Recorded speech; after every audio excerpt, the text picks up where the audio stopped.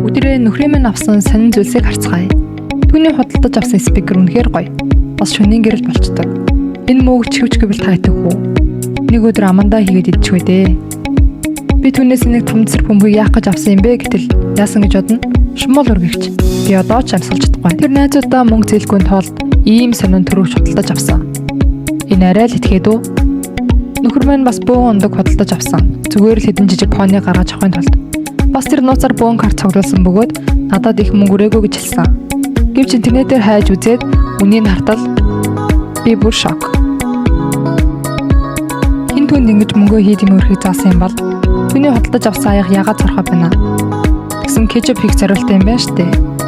Одоо бас н хагархан аягныхаа шүтгийг уухан дээ. Орны хажууд нэг зураг тавьчихсан байна. Гэтэл бас л шөнийн гэрэл. Нөхөр маань илт худалдаж аваад угааж байтал шууд алга болчихлоо.